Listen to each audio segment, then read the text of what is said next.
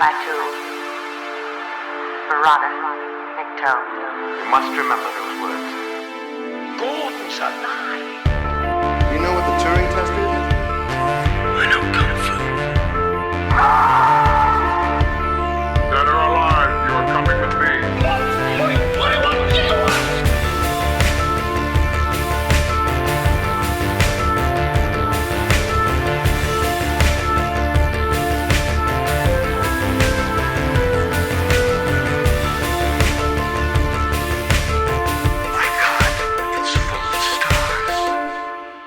This is Rumour Control.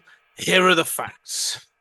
Stories Out of Time and Space have been doing an Alien retrospective interlude to their season 5, and I am your regular host, Scott Weatherly, and as always, I'm joined by Julian Darius. Julian, how are you doing? I was doing better before I was forced to watch Alien Cubed. Alien Cubed. Yes, Alien 3. We are up to Alien 3, the notorious 1992 David Fincher entry that he notoriously wanted his name removed from. Yes, Yeah. that's what it is. So, the events of Alien 3. Following the events of Aliens and the journey home of Ripley, Hicks, Newt, and the android Bishop is interrupted when a facehugger breaks out onto the ship, causing a fire, and then the sleep pods to be jettisoned on the evacuation pod. The pod crash lands on Furiona, or Fury 161, a prison colony factory planet populated by a minimal crew of criminals and a sort of mini sort of support staff. As the ship lands, Hicks and Newt are killed in their cryopods, and Bishop is destroyed, leaving Ripley alone to survive on this planet and be rescued. As she intermingles with the double Y chromosomes, they refer to themselves as. She finds out The Y chromos. The Y chromos, thank you. Yes, That's a hipper. I'm going to just refer to all men as Y chromos. Y chromos. Yeah, it sounds so much hipper. Also, tons more syllables. Yes, makes it really difficult. Yes, while she's there, she starts to feel worse and worse. And eventually, she finds out that she has been impregnated with an alien queen gestating inside her. The film ends with a single alien that is broken out on the prison colony, killing people off and being killed off in the lead refinery part of the factory as the Weyland-Yutani company arrives to collect both her and the specimen. The film ends with Ripley having killed herself and one of the prisoners being led off and the planet being shut down, and we get a final comment from Ripley from the first film about the ship being destroyed. This is obviously the end of Ripley. It won't be, but yeah, this is supposed to be the end of Ripley and the end of the Alien franchise. So let's jump in. Julian, what were your thoughts then about made Alien this summary 3? a lot clearer than the film is, especially in the beginning and ending. So what you get during the title sequences are very long black screens with titles with approximately 1 second shots of, various things happening on, the ship from aliens that escaped. None of which is clear, all of which will later be told to you, but it's almost as if they're trying to make you dislike this film as much as possible right from the start. It's really true. I mean, this is supposedly a sequel to a film that's pretty well regarded, and you're starting with a series of shots that, rather than, they have a little bit of suspenseful quality, but right away are dislocating you, like you're not really sure at the end of them, like, oh no, characters have died, what's going to happen? No, you're just confused. And then at the end, same thing is true, right? Like, why are we getting that? It's a recording of her from the end of the first Alien. Why that recording? I mean, I will say, this is a bad movie. It is a poor film. I think we're going to disagree on that, Yeah. but I will say I want to like it. And there are things that so let me start with a positive. There are things that this does well. I like the prison colony. I like the sort of like gender stuff. The religion aspect is undercooked, but interesting. The prison colony gives at least a reason for everything being black and industrial and, sort of big, still oddly, it seems absurdly big, just like both ships from the previous movies, or the ship and the mining site. Yeah. But at least I feel like there's maybe a little more justification for it here. And I like that she's finally killed off. I like that she, is actually, does have an alien inside her from the escape pod. She did not actually, her run of profound luck has worn out. And there's a version of this or a germ of an idea here that is really good. And that she, kills herself rather than letting it fall into, the hands of the government. And that the government is finally, for the first time, really depicted, right? I mean, we kind of get one representative of it in Aliens, but now we're actually seeing it, and those are the real antagonists, right? Yeah. Of the entire series. So there's a lot that this does right, or at least is trying to do right.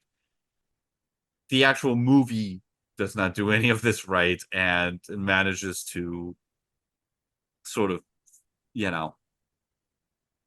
any initial kind of, this isn't as bad as I, heard, kind of has gone away by the end for me. And, I don't think anything really works.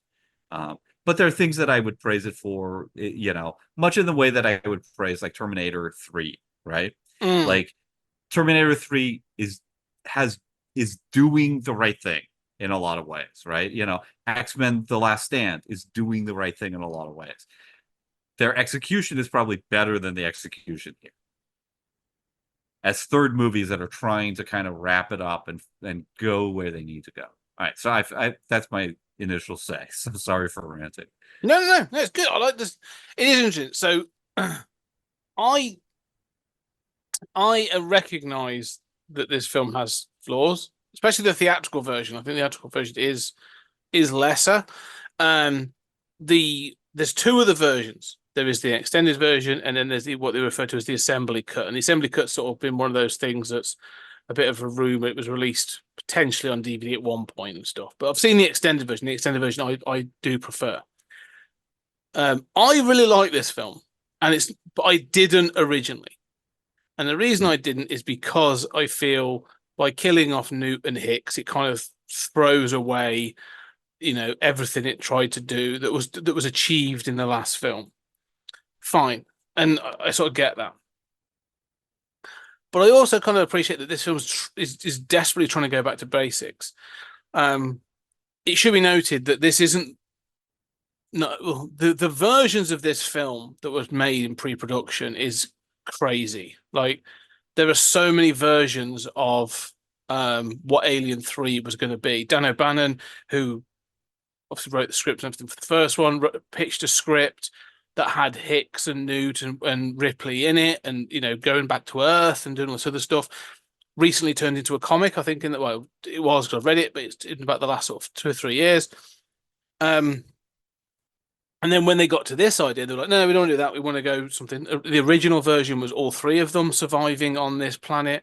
And then they were like, we're kind of uncomfortable with Newt being around these prisoners. It kind of, it's a bit too dark. And so then there was ideas that this was going to be a wooden planet and all this other weird shit that got dropped. And then it kind of sort of formed and coalesced into this. Now, there are 6 noted contributors to the script in this, which I think tells a lot of where it went and when it ended up. And I think that's evident in this. I think, as you sort of said, there are certain elements you go, that's an interesting idea. It's not really going to go anywhere. And there are characters that sort of like pop up and then disappear again and all this kind of thing. So I know what you're saying. However, despite all that, for some reason, I really like this film, and um, I have sort of like an appreciation for it because it's kind of grim. It's kind of depressing. This film is incredibly grim. It's a prison colony, but more than that, like it's one at the tail end. Like this was supposed to be like, originally this was a workers' penal colony that held 5,000 people. Now they're down to like 25. So, it's sort of like the death knell of this thing. This sort of like, it's almost like a monastery, which is what it was going to be at one point as well. That we're going to be just a plain monastery. Um, So and that survives with a smaller cast and with a religious yes, aspect, right? but monks aren't as scary as criminals, that sort of thing. Well, yeah, I know some Catholic school kids who might disagree. that's a very good point. So but I like that this is kind of depressing. It feels like all of the Alien films have been kind of like they've had that depressing edge. I like the style of this film. This sort of like brownie orange kind of look to it is, works for me. But also this industrial gothic styling that echoes the first film works. I'm gonna make a big statement here. It works better here than it does in Alien. Because in Alien, you and I were going like, this ship is incredibly dangerous. Like this ship is a bit of a mess. Like, why is it leaking water? Why are there chains? For something that's supposed to be a factory that's falling apart and doesn't work, I'm kind of like, yeah, all right, I'll accept it. There's all this sort of like tunnelage and chains and all these other things. I think it looks much, much better. I like the fact that it's the first alien that's not of a human. This xenomorph has come from, in the theatrical version, a dog, in the extended version, a cow. It's highlighted in the extended version that they have livestock that they look after and all this other stuff. So I don't know. To me, this kind of works in that sense. The things I have trouble with in this film is because every actor is sort of like shaven headed and looks. They've sort of made them as all looking exact. And again, they give an example, the reason for that. They kind of blend in. Unless you're watching the main cast, they kind of all blend into each other. Apart from ones I recognized from later success, where I'm like, oh, I know him from, for example, Paul McGann. I'm like, oh, it's Paul McGann. Or there's a couple of others that just make, notorious on British television, like Danny Webb, Christopher Fairbanks, Pete Postlethwaite is in this, a bit of a British icon. So it's kind of cool to spot people. But yeah, I don't know. I actually really enjoy this film. Yeah, I'm not sure from your description what it is that you enjoy. I mean, I don't know. I mean, I agree with you that like the setting is more justifiable, right? Mm-hmm. And I like what you're saying about how, like you can see these traces of multiple scripts. I do think the killing of Newt and Hicks is, and Bishop is a huge mistake. And I think that right from the start, those weird scenes at the beginning and then killing off, Newt and Hicks, and that she's, the only one who's happened to survive, right, is just feels like such a radical disconnect from the previous film, and obviously invalidates the previous film's victory, right? Yeah. And does so much violence to the previous film. And so it feels like such a disconnect and such a mistake. So right off the bat, you're kind of like kicked out of being able to sort of enjoy this, or understand this as a reasonable follow-up. I like Ripley shaves his head, right? I mean, I like the version of Ripley in this. I like that she sort of like comes into her own. She's much more no nonsense. Like she was dragged back. The first one, she was forced by circumstance, right? Yeah. The second one, she had to be dragged back. She was traumatized. And this one, she's just a badass, right? Shaved head badass, right? Yeah. And she's kind of earned that over the course of, 3 films. So and she's the expert on the aliens, she's, trying to save everybody and they don't believe her. And she's put in this kind of Cassandra-like situation. Mm. That makes sense to me. I like this. I like that even though I don't like that Newt and Hicks have been killed, I like that she, is willing to do the hard thing of having an autopsy for Newt. I like her talking to Bishop. I like the sense of sort of trauma there, of struggling with the dead, of the weight that she's carrying on her shoulders from these past adventures. Which of course is going to play into I'm ready to lay down my burden at the end. Mm. So I like those things, even if I'm not sold on, the whole plot from the first shots, so there are those things that I like about this. But even that, like, she's got this love interest who's the doctor who then is killed, and it's kind of like, well, that was an interesting character. Not sure why you killed him. It's kind of cool that he's telegraphed to be a major character and then dies, but pointlessly. Pointlessly, yeah. And I would say everything the alien does. First of all, I like that it's a return to basics, right? It's one alien. It was generated. Okay, I don't like that it's, this is so stupid. I mean, why is it a queen that's inside her? Who laid that queen? How does, like, the whole alien mythos has been growing movie by movie and kind of muddled. Well, right? an alien. Why does there have to be a separate queen? Can't it, like, evolve into a queen if there is no queen or something? How do you know? That it's a queen? Well, that you see these little images. I that to me, is really annoying. But I like that she's got an alien inside her. There's things that I like here, but the alien, what I would say is the alien is at no point scary in this movie. So it's a return to basics. Oh, but do you not every think? shot with the alien is like kind of boring. Really? Okay, I disagree with that. I like the alien in this. I like that. It's the CGI or the early sort of like modeling work they've done to it. Is aged poorly. I don't think it looks great. It looks mapped on in a number of scenes.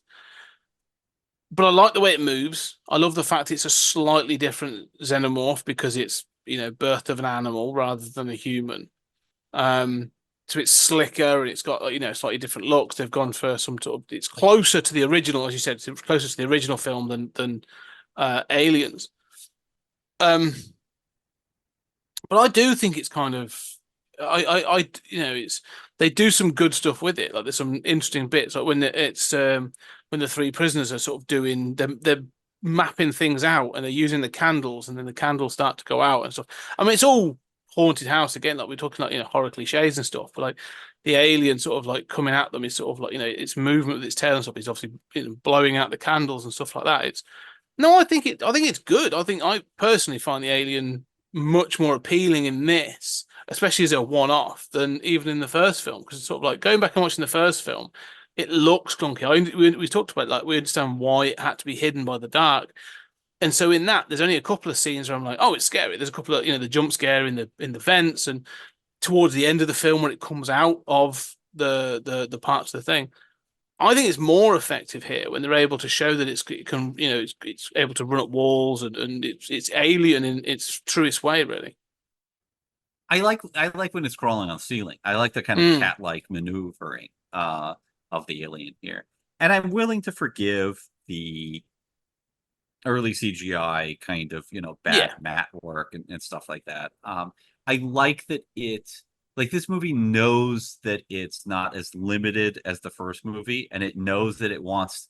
I think all the alien movies have to negotiate that solution from the first movie of wanting to keep the aliens shrouded in darkness and to generate more horror, which was obviously a budgetary special effects issue that led to that solution. Wanting to retain some of that mystery, and also wanting to not be as stuck in that solution, which was really only a budgetary special effects solution, right? Yeah. So you want to keep a little mystery, but you also want to show more now that you can. I sort of watch this and I think, this is a stepping stone between not showing much in the first Alien, which I think is pretty effective, but it does feel really obvious, to the more recent sort of Prometheus Covenant stuff, which I think is tremendously effective, where you can show the alien and it looks like an alien and it looks terrifying, and just bizarre physiognomy and just, but crystal clear with that sort of fascistic movie quality, that, I think works fantastically. And so that makes me sort of feel like Alien kind of works at that early end where, yeah, you can have a puppet, but you're only going to show a little bit of it. Yeah. And you restrict it as much as possible. And it works at the high end where you've got the CGI working, and sort of like everything in the middle of Aliens kind of starts not working. And, and everything in the middle kind of doesn't work to some degree. Yeah. You think that's unfair? Yeah, I think there's bits of this. There are definite scenes where choices were made. I'm just looking through some of the images because it sort of works, But like for example, there's the most. I mean, this film contains one of the most iconic shots of the Alien franchise, which is Ripley looking terrified as she's got her head against that tiled wall, and the alien coming in, and then it opens its mouth and the little mouth comes out, and then sort of almost like it senses that she's impregnated. Well, it does. Yeah. And so it leaves her alone. Like I love that bit, by the way. Yeah, you're right. And so it has moments like that are fantastic. But I think there are more shots like that as well. I think there are other shots where I think it works well. I can't think of it right now, but there are a couple where it just sort of they do show, and I think one of the things that they do in this is rather than have it shrouded in shadow, as they do in Alien, and a little bit in Aliens, but they're much more, Cameron's a bit more upfront with it in that film. Blue lights galore. This film is more about sort of like shooting it from odd angles, and maybe like only capturing like a shoulder, or it's like it's sort of its tail or its back legs or its back or something. Like the shots are always kind of awkward because they, like you said, it's that sort of they're navigating, keeping it a bit of a secret whilst also showing what they can do. And I actually think that there are shots that work for me that they do that, like some of the shots and especially at the end. I think the end when they're running around. We'll talk about the geography of that because again, I think it's one of the things that you and I've landed on. But when they can see the alien, I think it looks pretty good. So yeah, I really hate the ending. I love what you're saying about those close-ups of Ripley being caught, thinking she's about to die, and the alien. He goes, and how that is iconic to the series. Absolutely correct. Those images belong in here. That is a huge contribution to the franchise. And again, that idea that she didn't really get away. She, does have an alien inside her, and she's being treated almost like a host / mother, is playing up on that motherhood theme, the interpretation of the alien from the previous film, taking it a step further, making it really potentially creepy. And I think, they could have even got further with it, but yeah, full props to that's the right thing to do, right? I mean, that's incredibly effective. That's the right way to end the series, I mean, we're still kind of bracketing that, sort of Newt's gone and Hicks is gone, and we don't care about any of the other characters really. But you say about the alien and how it's scary. I mean, in the first one, you have occasionally like a character wanders off and they're just kind of like suddenly killed, right? Yeah. But they're killed from like, okay, that happens once or twice, at one point, the final two characters are killed in a room. But generally there aren't that many characters and they're sort of killed quickly. And there's some sense of like, at any point, the alien can tear out of the darkness and kill somebody, right? and it's legitimately scary. Here, the alien does that same tactic, and it is not scary to me at all. It sort of feels like, yeah, a character's wandering through a corridor. Why, you know, the alien just kind of like plops down and kills them. And, you know, it just feels very perfunctory to me here. And then there's the problem of just like basic communication of what's going on. So like there's the guy who's killed in the vent and he gets, you know, sliced up by the blades, right? Mm-hmm. And then the next one is the alien, they're sort of hunting for the alien, and the alien, you know, has got one of them, and the other two run around. And it's not instantly obvious to me, like, are they running away from it? Like they sound terrified. Are they running away from it? No, they're doubling around to get to it to confront it. And there's a basic way in which I'm never sure whether anyone in this movie is really running to or from the aliens. They're kind of always running in weird corridors that, feel like a throwback to Doctor Who sets or something. Like, I don't really know if they're running to or from the alien, or, how they plan to confront the alien. Everybody kind of does either dies instantly or strangely holds on long enough to keep screaming, in fully articulated voices as they're being killed over a little longer than I think they should hold on. I don't know. That's a All of horror. it sort That's a of feels horror. off. Yeah, but that's a horror That's a horror trope. That's not just here. I mean, that thing of like the arbitrary sort of nature of killing. I mean, I can go to, and you probably don't like those films either, but you can go to like any slasher film, any horror film. Like sometimes people will die and they're done, or they'll be like and they're dying for hours. Like it's whatever effective at the moment, and if you can hear the scream from a distance and all that kind of thing. So no, I'm fine. I'm fine with all that. I do agree with one of the things. I both like it and hate it in this film. And you and I have talked about like the geography sometimes of how they lay films out. And if you're going to have sort of like a location, you sort of need to be giving people an idea of at least how like the big main parts are connected. And Aliens literally gives you a blueprint. Like it literally says like, here's where this is, here's the pipe, here's this and this. Like you get the idea of some of the distances and what the vents are doing and blah blah blah. I agree with you in this. This feels like a maze. I don't know how the canteen relates to the Medibay or to what's it, Commander Andrew's office, or what people are doing in some of the corridors, or how they get to the lead works or the iron ore refinery, or like there's the dump. There's like the tip where they send all the rubbish. Like they're just places, and I don't really get a feel of how big this. They keep saying, "Oh, this is huge. Yeah, it should hold 5,000 prisoners and all this other stuff." And you go, "Cool, that's amazing."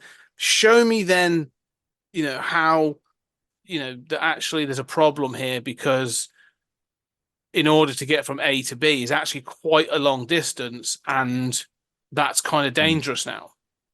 What used to be a 15-minute walk, maybe at one point, that was annoying, has now become a 15-minute walk, and is actually potentially life-threatening because this alien's there and could kill you. So that does bother me, because it feels a bit like here's a set, here's a set, here's a set, or here's a locale, here's a locale. On the flip side, I do kind of like that it feels like a maze. That I'm like, yeah, this is an odd, almost like not so much surrealist, but like an uncanny location that you can never quite put your sort of position yourself in, and so you're always feeling kind of lost. And that's kind of how Ripley's feeling, and I'm feeling that's important. So I would prefer to know more, but I do I do appreciate how this kind of looks and how it fits together. So I get what you're saying with that. The other thing though for that is about how this thing looks. You say about comparing it to sort of like the alien could pop out and do this and it feels boring or whatever. And to me, I do think one of the problems, and the killings in this are a bit repetitive. Like the alien pounces. There's a lot of pouncing going on this, where like, you know, I'd rather the tail be used. I mean, because later on, it actually threatens to use its tail. It uses its tail defensively. But I'm like, yeah, there needs to be more, you know, a bit more inventiveness with some of the kills. Maybe like, you know, I want to see people sort of speared with the tail, or, you know, more of the sort of the mouth coming out and getting someone from the back of the head or something like that. Like, it does definitely pulls back on the gore, which becomes a bit of an issue. Like, you see an awful lot of people covered in blood, but you never actually see the source of the blood. Do you know what I mean? Like, there's a lot of splattering going on. So I see what you're saying. It does get a little bit like, okay, try something new. But I still feel like places feel dangerous. There's a shot in this after Andrews is sort of pulled up into the ceiling from the canteen. Andrews is played by the fantastic Brian Glover. He's got the rumor. This is rumor control. Here are the facts. And Brian Glover, former British wrestler, and notey on British television for a number of things. If you've ever watched American Werewolf in London, he's the one that tells them to stick to the road, stay off the moors, that kind of thing. So, when he goes and there's a guy mopping because they've got to clean up the blood, and he keeps sort of like ducking down and looking up, and he's just sort of like, I like that. Like, there's little bits like that where I'm like, yeah, you'd be kind of like crapping your pants at this point because it can come from anywhere. So no, I kind of disagree. I like the fact that it feels a little bit like this thing could be anywhere, and also mistaken. Like, there's several times, at least twice, Ripley has it at one point where she thinks she's confronting it, and it turns out to be a pipe hidden in steam. And there's another one where, you know, people get scared and it turns out not to be the alien. So it's sort of, you know, there is definitely that paranoia that it's there and can get them towards the end of the film. Yeah. I mean, I guess I think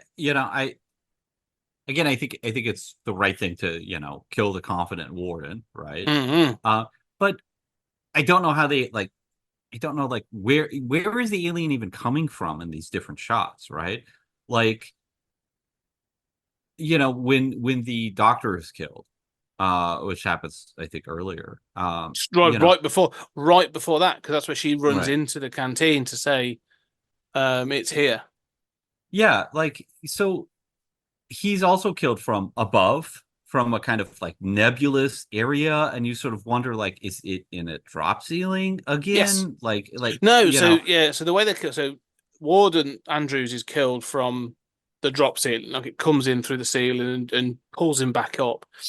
Which is also how it killed the doctor. No. The doctor was because they had the curtains closed for some privacy because he was talking to Ripley. No, the alien was in just walking around the room. Well, it snuck in. You see it walk past and then turn, and it's sort of because there's the guy on the bed who's seen it before and refers to it as the dragon, and it basically sort of then, and as the doctor turns because they see the thing, he opens the curtain and it's there and it grabs him. So it's actually just stood, you know, in the medi bay. Yeah, see, I mean, I forgot to this stuff. It just kind of feels like, yeah, I mean, the alien just is wherever they want it to be, and it's just like, you know, strikes. I mean, I don't like the drop ceiling thing. I mean, you know, I think it's right to kill the warden at that point and, you know, have everything go to shit, right? Because the boss is down and the guy who's been confident, you know, is gone, and now somebody's got to assert control. You know, I think that's the right choice from a narrative perspective. I guess, like, you know, you were talking about some of these kills and how they're not that inventive and how we don't have a sense of place. Like, you know, there's that circular room where Ripley is almost raped, you know, and there's, you know, that's the dump. That's out. That's the dump. Yeah, that's supposed to be outside. I don't even understand that. You know, I'm just like, there's a circular room. I guess they're in that now. You know, so I guess I would describe most of these kills as just kind of, here's the setting. I don't know really what that setting is or why it's important, right? Like, I don't even understand why there's a ventilation fan or why you're in these. I mean, they're not ventilation ducts because they're gigantic, right? I mean, okay, I guess that's fine, but I don't know why it's being cleaned at that particular time. I don't know where it is in relation to anyone else, and I can't really remember who's being murdered. And they're being murdered. So I'm kind of like, okay, it's like the opposite of, all right, Colonel Plum's been murdered with the lead pipe in the study. Well, that's a particular person in a particular place in a particular way. Here it feels like a guy I don't really know is being killed in a setting I don't really understand, in a kind of vague way, perfunctory way, by the alien. And I'm like, okay, I get the point. The point is there's been another murder, but beyond that, I don't really care or understand why I'm supposed to care. So I will say to the second 2 points, we'll talk about the Professor Plum and the characters in this in a second, because that yeah, again, I do want a version of this with Ripley with a Sherlock Holmes hat, and like smoking a pipe, just pulling out, doing the full Tim Curry Cluedo thing or Clue thing, where she surmises it all at the end of the film. The God, there is a brilliant Alien Clue crossover movie waiting to be done. The thing about the location and the way, I understand what you're saying, and the locations, like for example, the first one, they're cleaning the vent. He's cleaning that sort of vent and stuff, and then he trips and goes into the fan, doesn't he? And that sort of thing. He's already been, and that hides his actual true cause of death, because he's been bitten into the face, and he sort of then falls into the fan. But you're right. This comes back to this idea of the geography of the penal colony. Like, we don't know where things are. And again, I am in two minds about this. I like it because it acts like a maze. You'll say, "Well, I don't know who it is, where they were killed, or how." And you go, "Well, I know that how, because it's the alien has done something to them." So, I mean, this isn't a slasher film. This isn't where like Jason or Michael are going to do something dramatic. Like, they're not going to get an axe to their face or get put through a grinder or something. Like, it's going to be alien. The alien kills them, which is kind of disappointing. They could do more. But one of the things is about this thing about the location.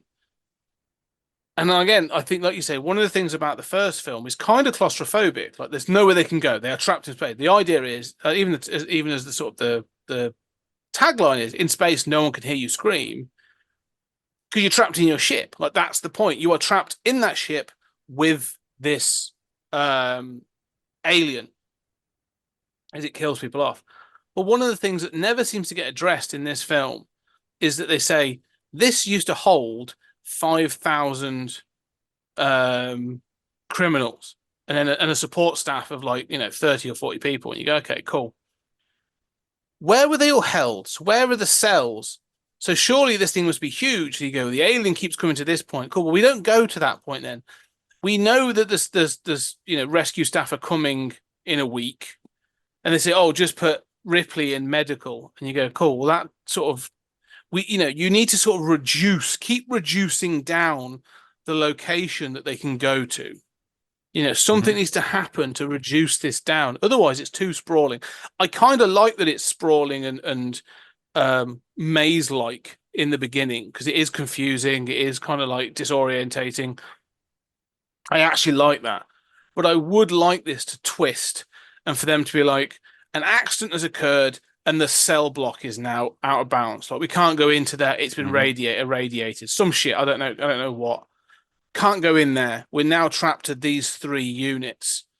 All right, we're now trapped in these 3 units with the alien. Now something else has happened. Now we're down to 2 units. Like, this thing is closing in on them. It needs to feel more claustrophobic, I think, is what I would like it to feel like. For that, as you sort of say, as if it's closing in on them, because it does. By the end of the film, they're literally running around. There's 2 factories at this place. They literally there's an ore refinery, and there's a lead making factory. I don't know if it does the lead. So there's 2 full-on factories here. That's still huge. It needs to be, you need to bring it down to make it a bit more controlled. Well, they kind of do that at the end with which I like.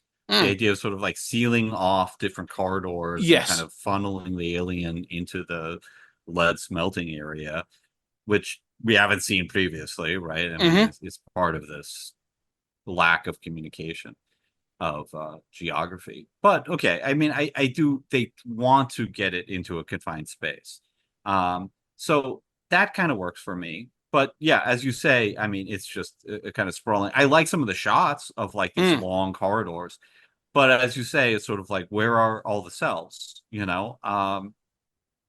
Yeah, and I guess that going back to the premise, you know, as I say, like I think both of us sort of feel like Newt and Hicks should have survived, right?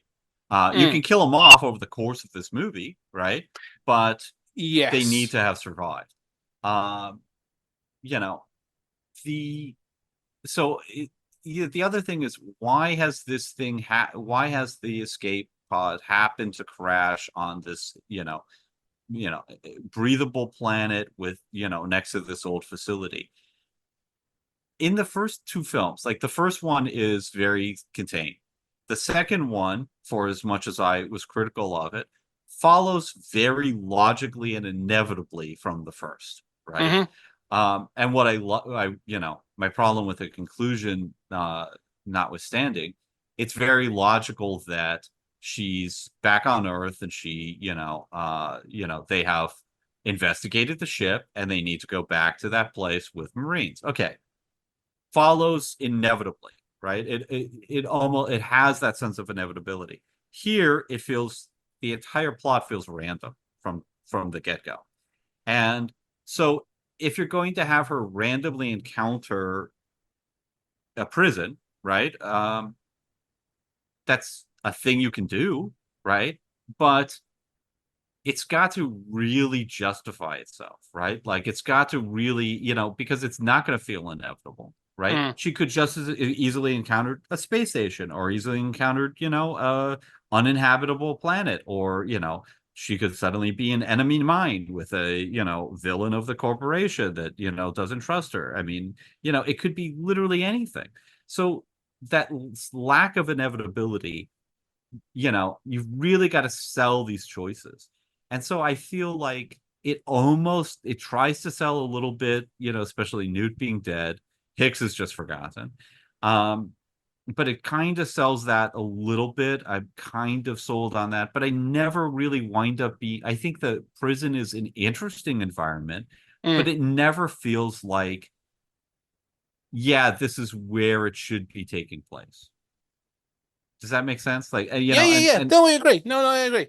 I understand what you're saying, because again, you use it in random. It's arbitrary, because the first one, obviously, they get directed, they get woken up because they are near LE420, LE4226, where it is that they get told they're to go there because of the corporation, and as you say, the second one, following the events of the first film, follow that thing of like, she's gone back to the space, she's got a job, she's trying to get over it all.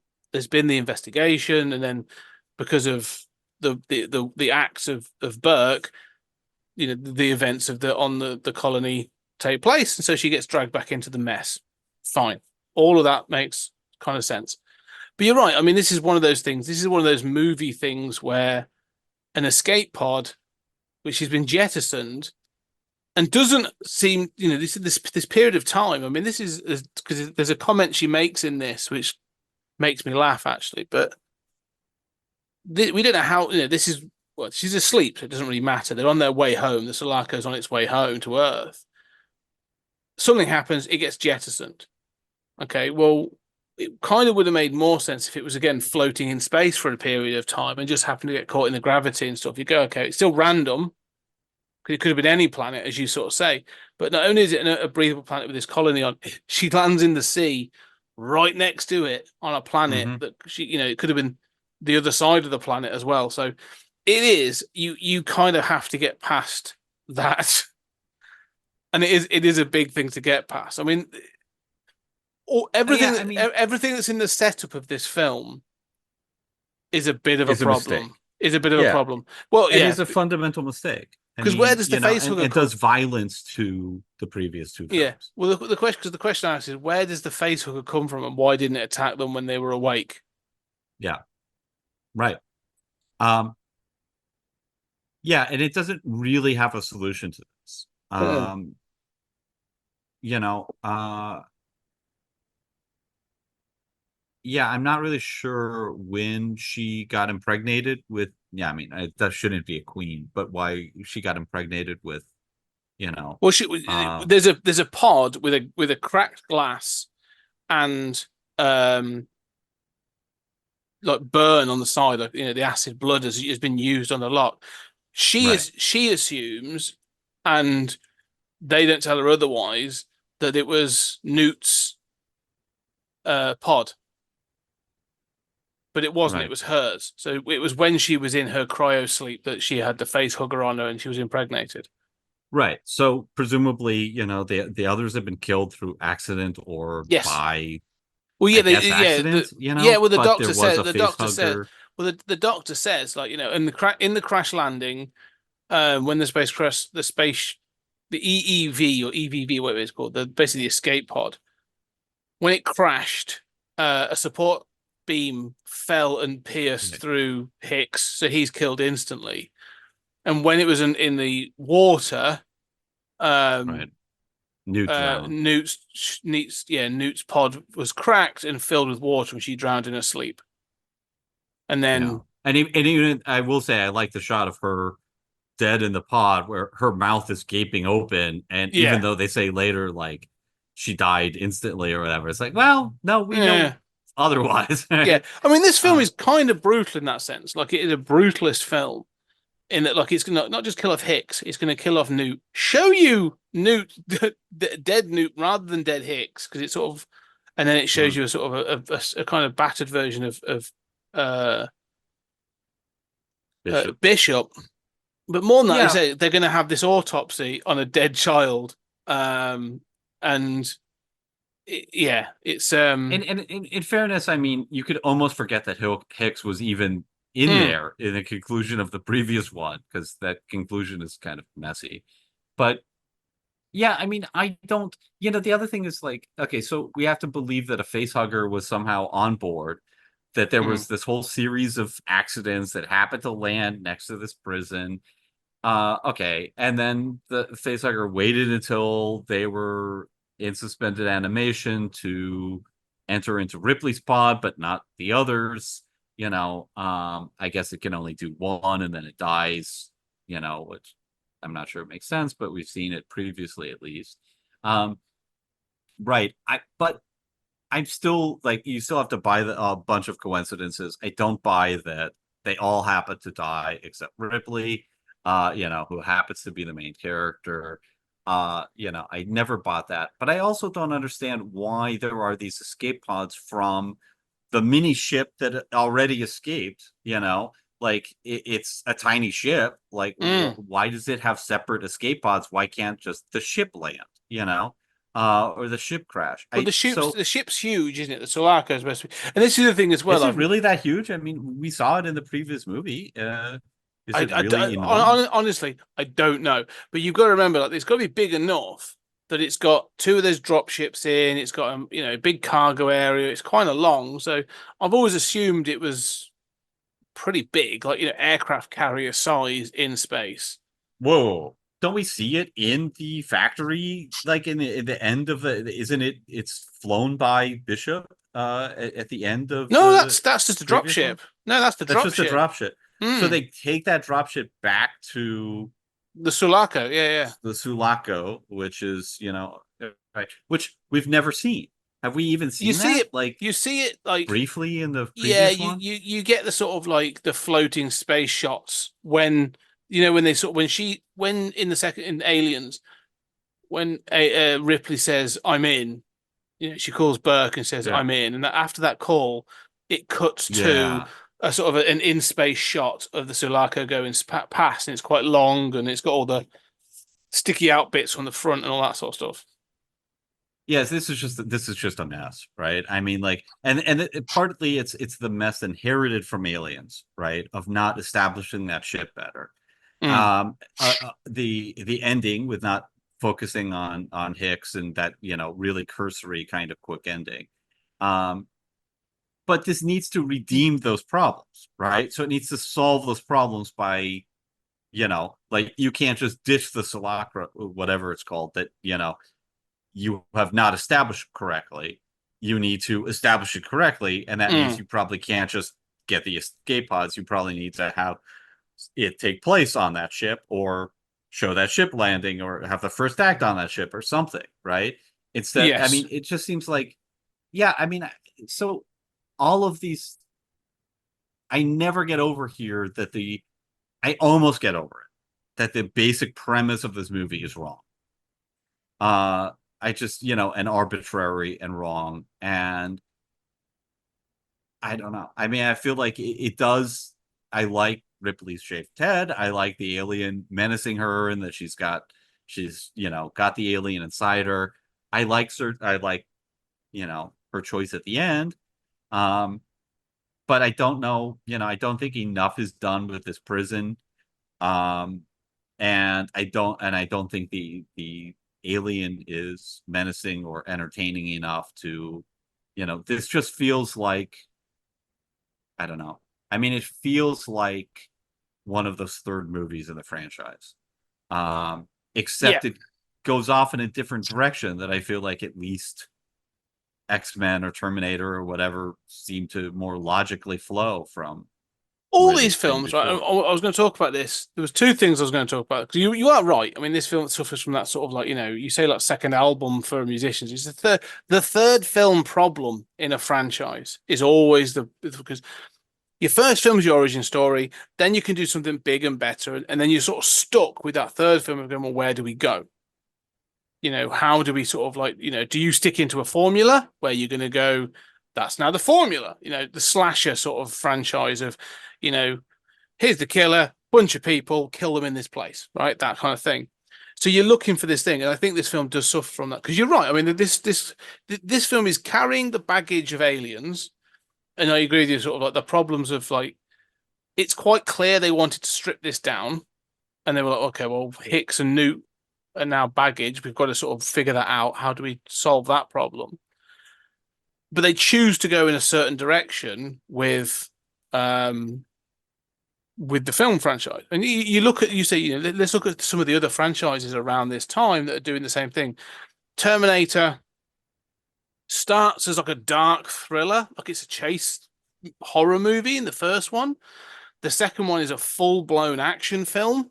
It's still a chase film, but it's a full-blown action version. And then the third one, they're like, oh, okay, well, what can we do? Okay, well, we're going to introduce comedy. And we're going to do pretty much try and do what we did in the second film, but we're going to have it a bit more PG-13. So we're going to introduce like silly jokes and this other stuff. And a female Terminator can increase its size of its breasts to get out of a parking ticket. That's literally a joke in the film. Yeah, so, I'm okay with that joke. Yeah. But they trying to do something different. The same with the Predator films. Like, the first two films, like, okay, we've gone to the jungle, we've gone to the concrete jungle. Where do we go next? What do we do? And each of these big franchises have this problem where they are like, we've got to do something different. Predator is an interesting one because it's basically, it should really be a slasher film. It's supposed to be about a single killer. Same with the Terminator. It's that thing. And the Aliens. Yeah, but Aliens went big in the second film by going, as we sort of discussed, well, they're drones for a queen. They are ants. They're angry big ants. For all intents and purposes. So, where do we go with this? Oh, we've got to go back to having this as almost be like as you said, make the alien badass, make it a real threat, make it a real problem. That's what this film's about. That's what Alien 3 is trying to do, but you need to lose the baggage, and they want to, so it almost feels to me like you could have dropped Ripley out of this completely.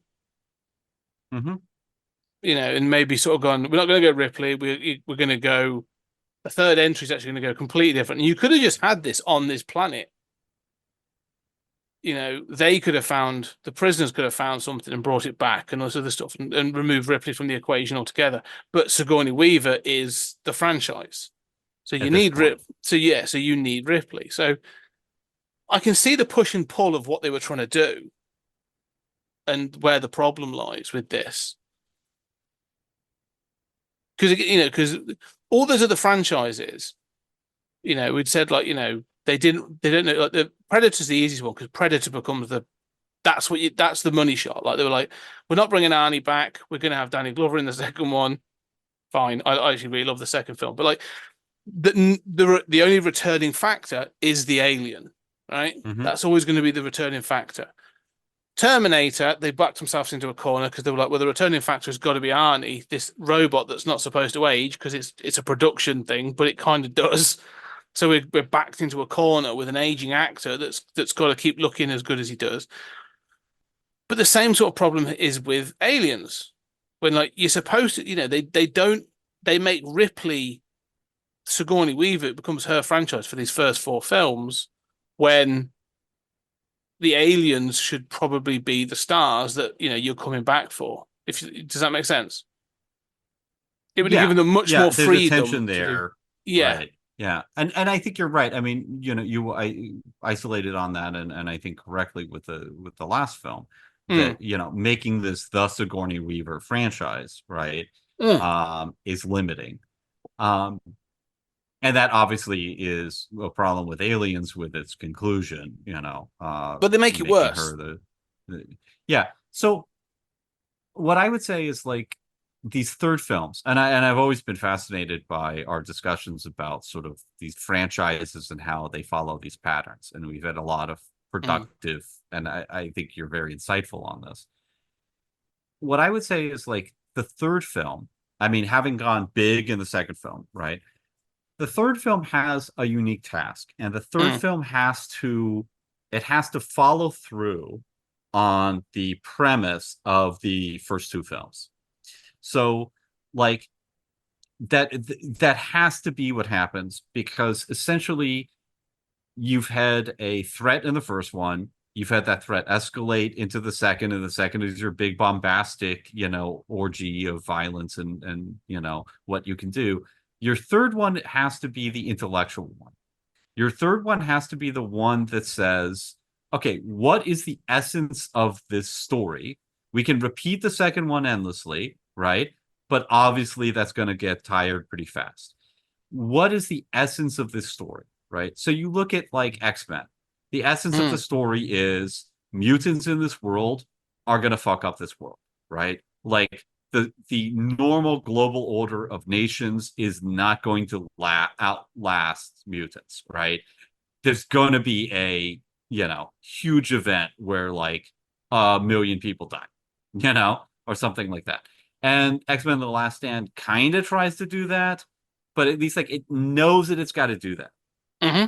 Terminator 3, again, the problem is we can keep delaying the apocalypse, but it keeps getting pushed off, right? Eventually it has to happen.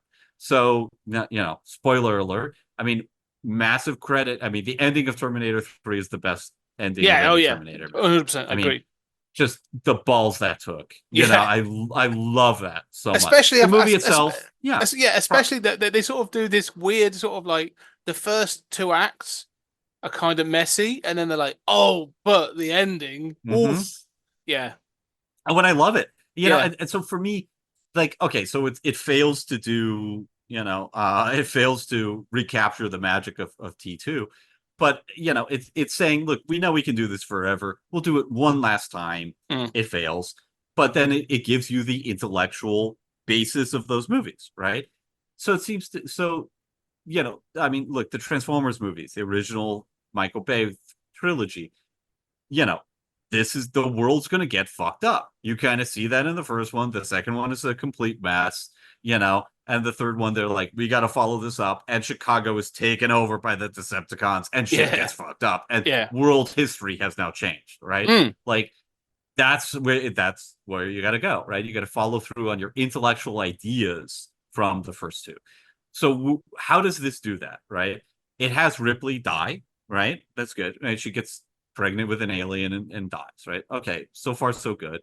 It involves the Earth, Wayland Yutani folks at the end, right? Who are kind of basically behind the scenes, invisible, through 1 and 2, right? Yeah. Okay, that's good. You got to do that.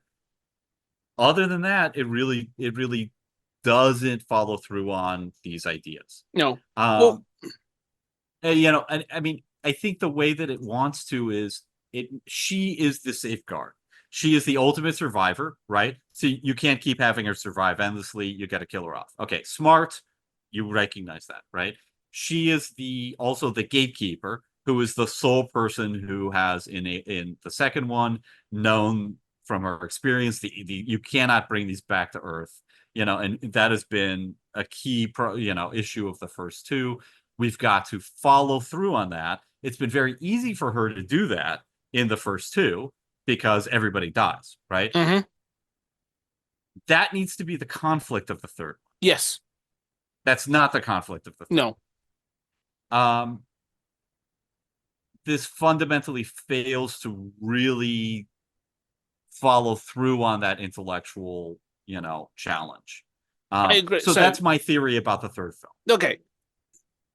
I agree. It's an interesting point you make. I agree with saying. I say it depends on what you choose your franchise to be.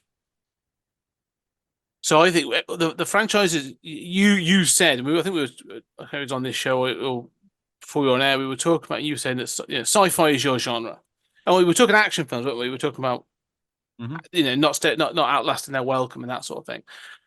I think horror films have a similar kind of approach. So the question you have to ask is this a sci-fi film or is it a horror film? And that's where I think the question sort of lies. And I think what you're looking at, and I agree, because the line that keeps getting repeated, it's said in the first film, it's said in the second film repeatedly, is these can't get to Earth. One of these things gets to Earth, it's game over. It's game over, man. It's game over. Like, that's the premise. So the third film, based on that, if you're following a science fiction franchise, is almost like a chase movie to Earth. Like Wayland Yutani have got one of these things. We've got to get to Earth. Funnily enough, that's the plot of some of the books of the sort of the expanded universe. That's what should have been in the films. I agree. That's a science fiction premise. Yeah, and what we get. No, but you could have it set on the Sulacro, right? You could have that could. be a because we haven't really seen that. That could be a giant, like the beginning is Wayland Yutani responds, gets there, revives everybody. She's, Newt's still there, Hicks still there, but they're all being separated, and it's like, oh, now Wayland Yutani is in charge, and they've got they're showing their true colors and all that kind of stuff. Right, and she's got to fight them on this giant ship to prevent it from getting back to Earth. Bingo, bango, you set it up. Yeah, agreed. Now let me give you the horror. Option. So let's you've talked about science fiction franchises. I'll give you some slasher and horror franchises then. The version of Jason Voorhees that we all know and love, the hockey mask, the blue shirt, the sort of the getting battered and that sort of thing, does not appear until the third film. So like Jason isn't even in the film. Spoilers, like Jason's not in the first film. He wears a sack over his head in the second film. He gains the hockey mask in the third film. The version of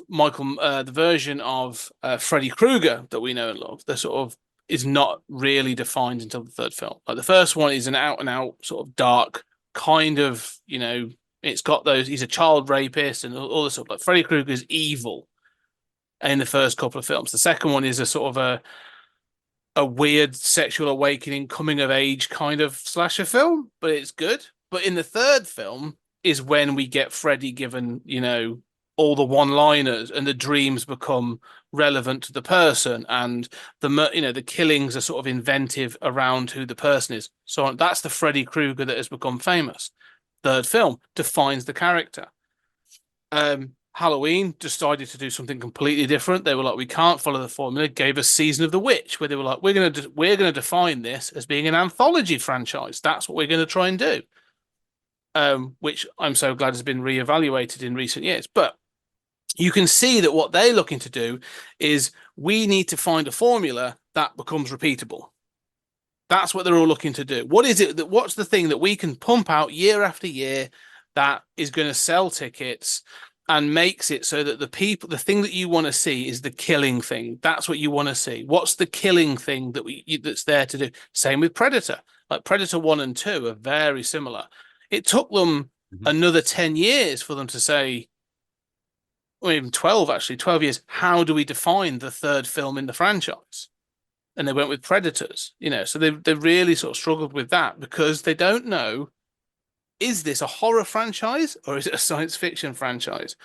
I say that watching Alien 3, their choice is we're going as a horror franchise.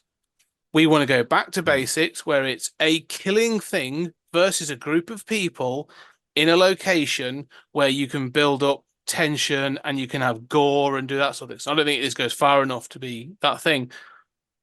I think this was I think the decisions were made that this is a horror franchise, not a science fiction franchise. And that's where I think this differs in that third film, because you are 100% right that this film should have been a continuation of the second film. Now, I was saying it's Dan O'Bannon. Dan O'Bannon wrote a pitch, which is very similar to what you said. William Gibson, author of Necromancer. That's the one that I think Dark Horse adapted. That's the one that I've got. I had a quick look. I've got a copy. I've got digital versions of them, so I'm going to read it after. That follows a very similar premise to what you're saying.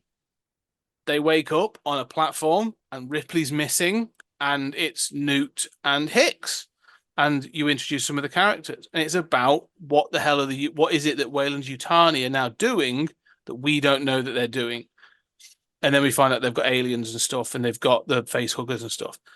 That is a science fiction franchise. Yeah, you're right.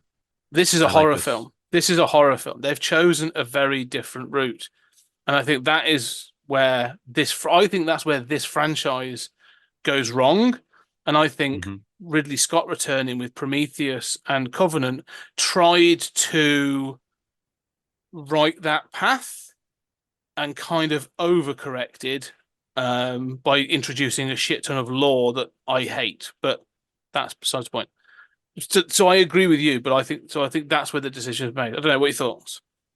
I love what you're saying. Yeah, I mean, you know horror stuff better than I do. I mean, I know like artsy horror. I know like Rosemary's Baby is like one of my favorite movies, but yeah, I don't know a lot of slasher stuff.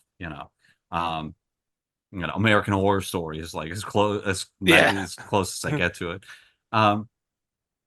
Yeah. So, I mean, I think what you're saying makes a lot of sense. And I think that, the weird thing is that like this, even from a slasher perspective, like I don't find the alien that compelling in this one.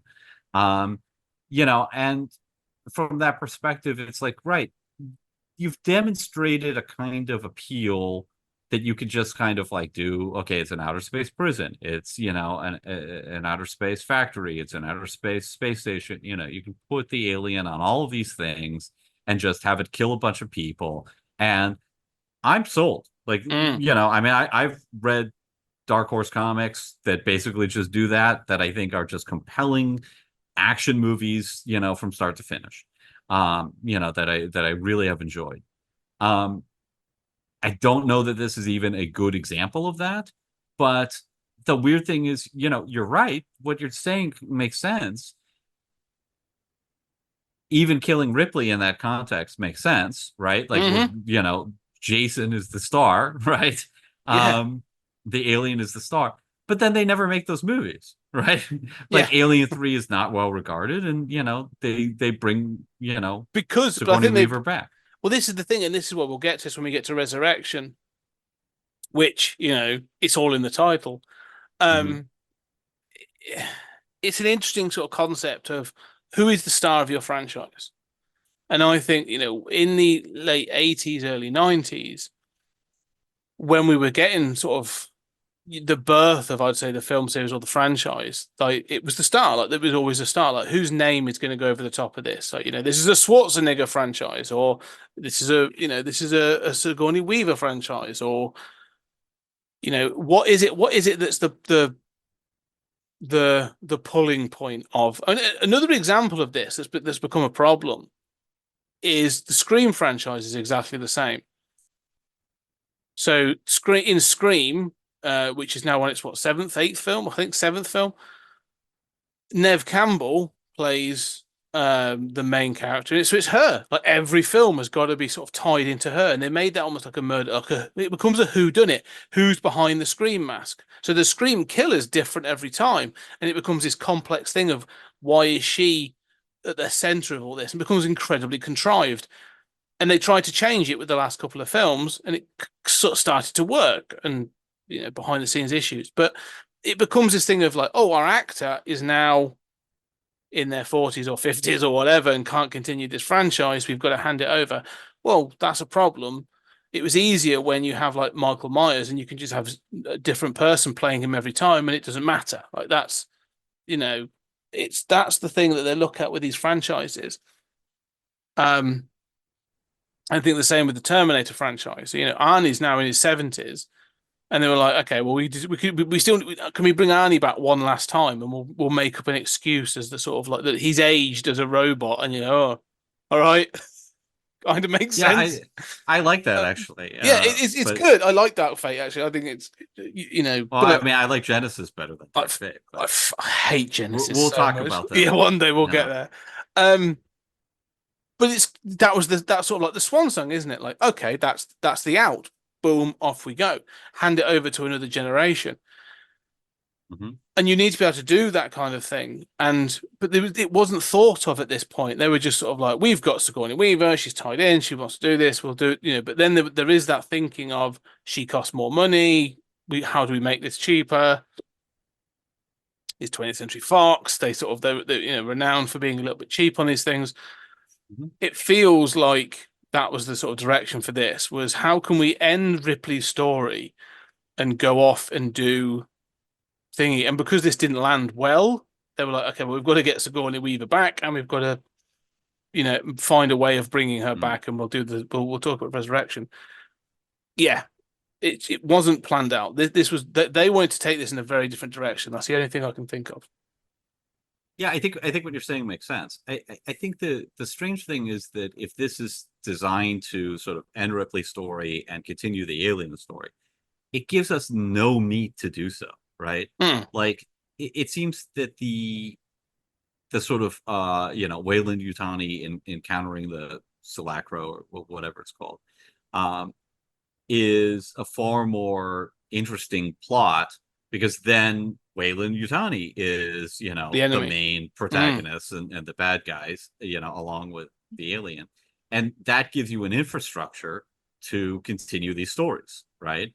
Also that gives you a great moment to drop in backstory of like, have they encountered these aliens elsewhere, right? Why did they know the first ship, the Nostromo, was going to encounter the alien, right? This gives you a moment to say, oh no, we've been searching for these things a lot, right? We've gotten close to capturing them. We have had other encounters, right? You could suddenly drop all this stuff in, and that would set you up to follow up on those other encounters, right? This, on the other hand, does none of that hard work that you would need to do to set up that horror franchise. No. So I mean, it seems like it's manages to be a failure both as a final Ripley story following the first two, and also a failure, as you're saying, of setting up a horror franchise featuring the aliens each time. Like, I don't want to see another movie following this just with the aliens, right? I mean, that's just starting over. You know what I'm saying? It's not handing the baton off or opening story possibilities. You're not going to see like a follow-up on this prison, what happened next? There's nothing interesting here to do that with. Well, the end of this film tells me that this was the end of the series. Like I don't think this was a different time. They weren't. This wasn't like we can make 20 of these films, or we want to see Alien 76, or like, even like Back to the Future had taken the Mickey out of this already with the Jaws 19 in the future in 2015. So, well, that was a different era, and you look back and you think, what is it? Is it 7 years between Alien and Aliens, right? Yeah. And then I was looking at this, and then it's 6 between Aliens and Alien Cubed, as I joke. It's become known as Alien 3, but it definitely was stylized as it's the Alien 90s. Cubed. We're doing something different. And then they could have just turned. They could have just turned. So now they would just turn the E around so it looked like a 3. Just say or do the 7 thing and actually stylize it as 3. Yeah. God, it's so dumb. I'm so sick of this stuff like Kong X, Godzilla. Yeah. Okay. Yeah, I'm really sick of this shit. But then it's 5 years before Resurrection, so they're like. It's this interminable gap. Like from a modern standpoint, it's like, why even bother making a sequel after 7 years, right? But it just gets 1 year sooner, and they're getting to the point with Resurrection where it's 5 years. Like the next one's going to be 4. Like you're getting real close to a modern franchise gap, and of course it stops instead. Well, it's funny you say that because I say about franchises that do this. I mean, I talked about Friday the 13th in particular. That one did it. Like that one got to 8 films in 9 years. Is it really? It took 9 years to hit 8 films? Yeah, I'm pretty sure. Like it bounced through those films. What did they do, a film a year? Yes. Really? Yeah. Wow. I'm just gonna look. So if I just look, that's some guerrilla filmmaking. Literally. No, look, there you go. So let's just have a quick see all. So just so Friday the 13th, 1980, 81, 82, 84, 85, 86, 88, 89, 93. Takes you up to that's 9 films. And then there's a jump to 2001 with the Jason X, and then So the 1980s was like Friday the 13th every year. The only other franchise that did that, and I just want to sort of bring this up as a relevant point, is there you go, is Police Academy. No. And the Police Academy series did a very similar thing where it was 94, 95, so 84, 85, 86, 87, 88, 89. One a year for the second half of the 80s. Like that was it. That's what that's what the studios were looking for. It's cheap. We can bang them out once a year, they're gonna be low budget and they're gonna make their money back. That was kind of the deal. But these Alien films were expensive. We even say the first one's relatively low budget, but the second one's clearly not. This one cost more than Aliens. So it took a lot of wrangling because these were bigger budget kind of deals. These weren't, it's not like now where they'll be like, oh yeah, we're going to do a $200 million film, 4 $200 million films, like, every year kind of thing. This is, they shouldn't be doing that. No, they shouldn't be doing that. No, it's killing the studios. But this was a different time. And I think you're right. There's a gap between these that starts to show. The other thing as well, when you think about it, if there's a gap from 86 to 92, like, how old is Newt when she comes out of that cryo chamber? Right. Yeah. Well, I mean, and this also doesn't do a good job of establishing how long she's been in stasis. It's never mentioned. I had to check canon. I actually checked. It's a year.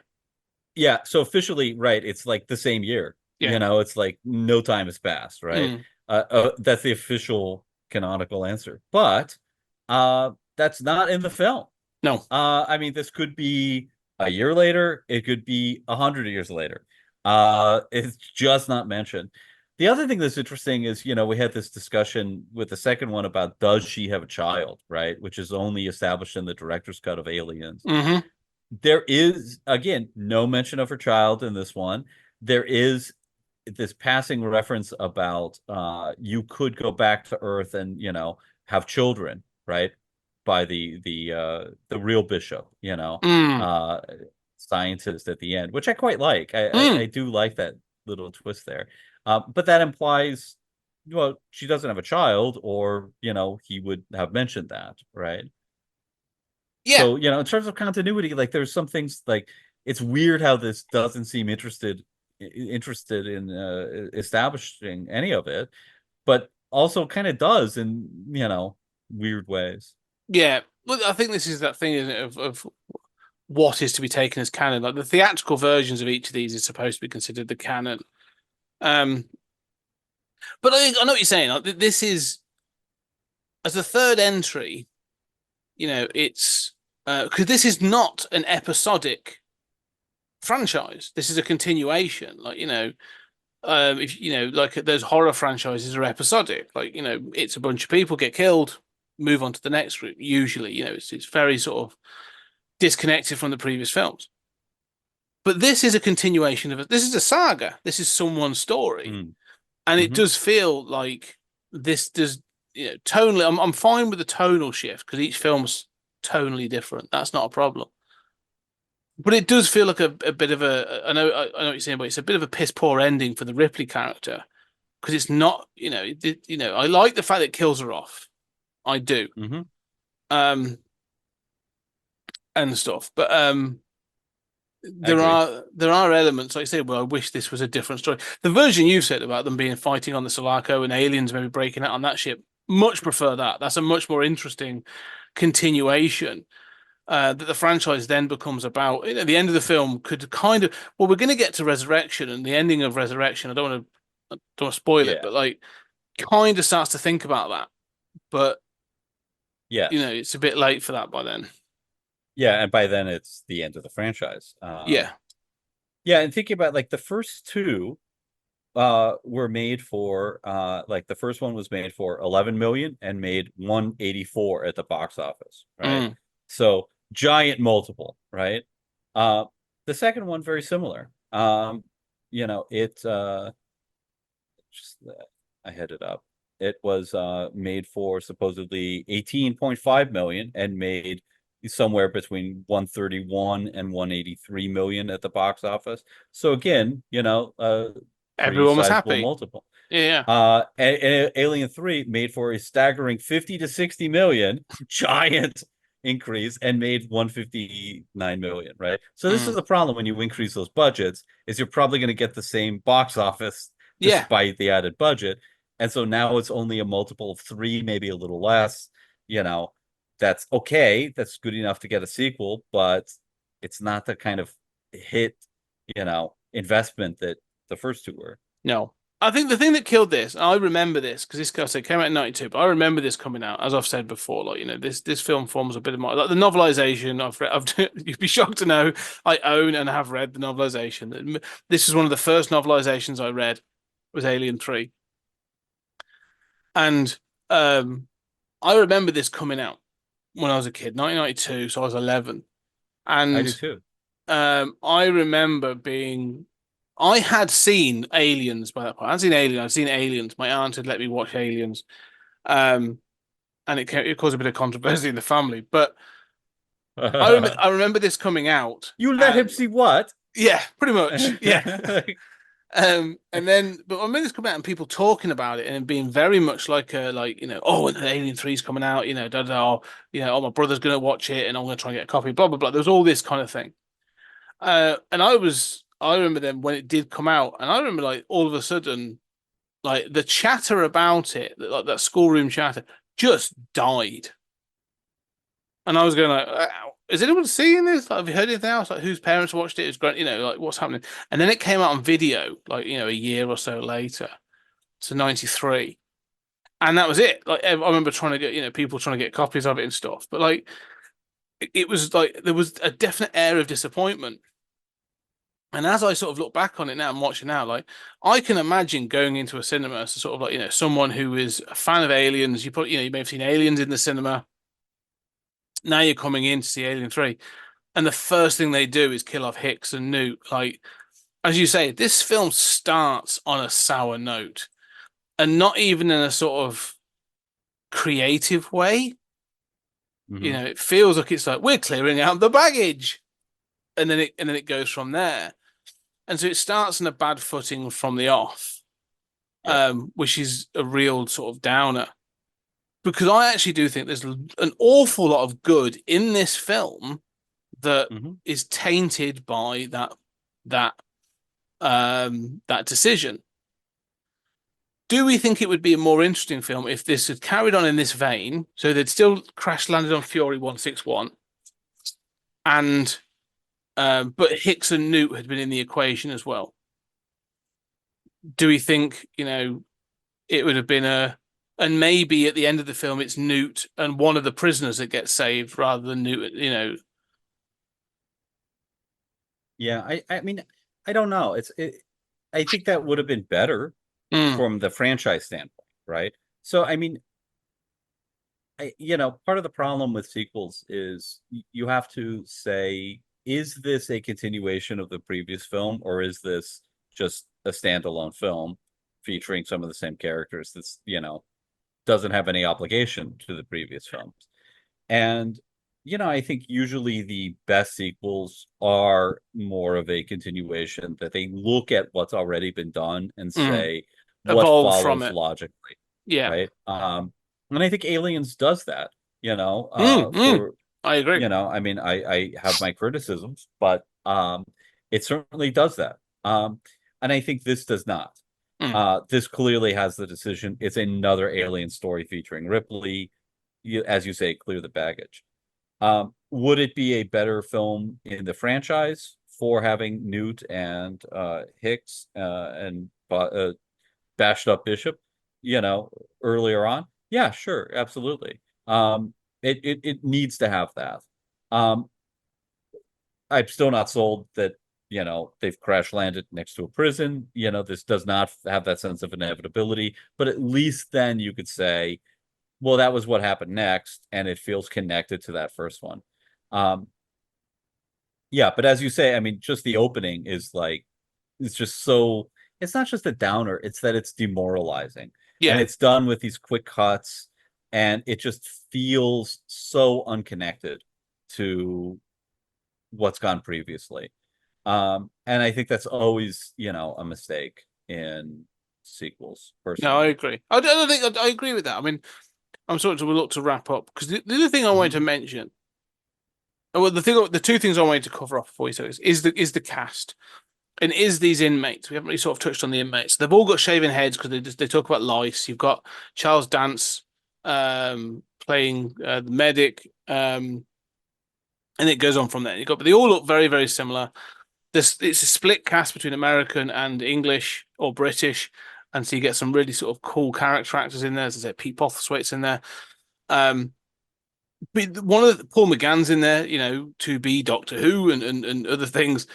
But one of the things we should that I find is interesting is that there are names thrown around, right? So you've got certain characters that stand out. So to me, Charles Dance stands out as as Clemens. Brian Glover stands out as Warden Andrews. Ralph Brown stands out as 85 or Aaron, those sort of characters. And, obviously Charles Dutton stands out as Dylan. So you have those sort of main male characters that are sort of stood out. That's your A-list, your top sort of thing. Beyond that, there's names that get thrown around, like, like Morse, Golick. I forget the other ones that get sort of, there's names, Williams, Troy, Gregor. There's these names that get sort of thrown out at different points in the film. I have no clue who's who. They'll reference things and be like, Golick's done this, or Morse, go do this, and I've got the names in front of me, but I'm like, cool, who's that? Who was that again? Yeah. Who's doing what? Why are they going off to do this thing? Like, I don't know what's going on. And so at the end of the film, one of the things that confuses the geography is because all these people are wearing brown and black clothes. They're all shaven head, mostly white men. And so when they're running around, they bump into each other. I'm like, even though I recognize some of these character actors from things they've done elsewhere, a lot of the times I'm like, all right, I think I've seen you earlier in the film, but I'm not sure. I've seen your little bald head at some point, maybe. Like it makes it, very difficult to care about any of these. They literally step out and like, we're a bunch of red shirts because we are indeterminate from each other. Like, and that feels kind of heavy on the film as well, that they are just meat for the grinder. I don't know what your thoughts on that are. I agree with that. I will single out, I'm not sure how to pronounce his last name, Pete Postlethwaite. Pete Postlethwaite. Yeah, Pete Postlethwaite. Who I love and who is Yeah, like basically great actor. amazing in everything he's in. Yeah. He's got such a distinctive face. I love just watching his face in this movie. Like that's one of my great joys of this movie is just watching his face react to stuff. Yeah. That seems weird, but like he's such a great actor that even being given nothing to do in this, I recognize him and I want to see more of that of him. And then he just gets killed. Yeah. No, but I agree with you. They're basically red shirts. I think it's kind of, I think it's an interesting choice that they don't have that they're sort of clad similarly. They don't have unique dress or hair or whatever.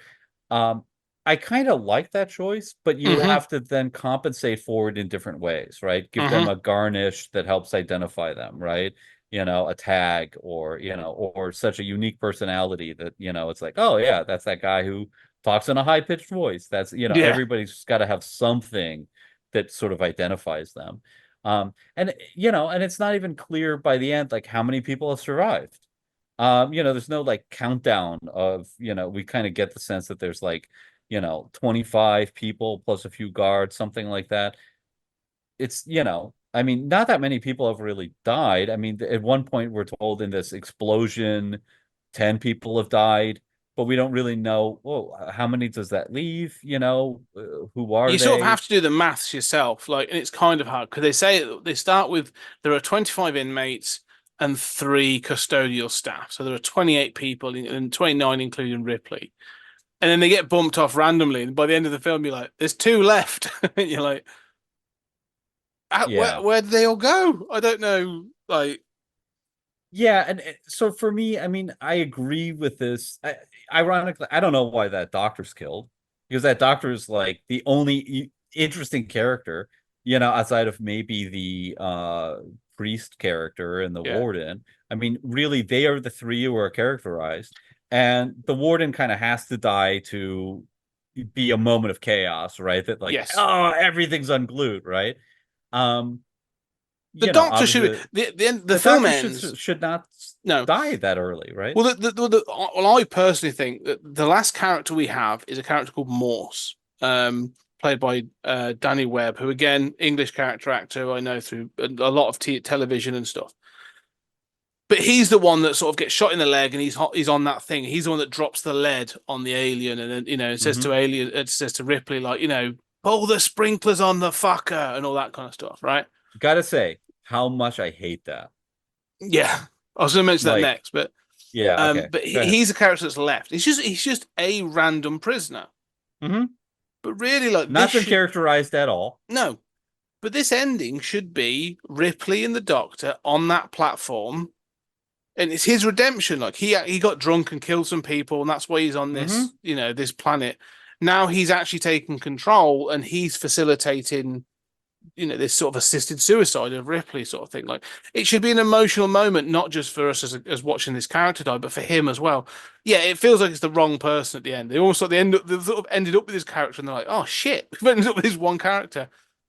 Okay, so yeah, and also that doctor represents the possibility of redemption due to his past, but also redemption due to the horrors that Ripley has been through, this hard knock life, trying to die with something positive to show for it. But also the possibility of love or a connection to somebody, right? She's lost Newt. He's the person who she could talk to about, come clean about what happened and, losing Newt and, not having children back home, like I've got nobody waiting for me, all of this kind of stuff.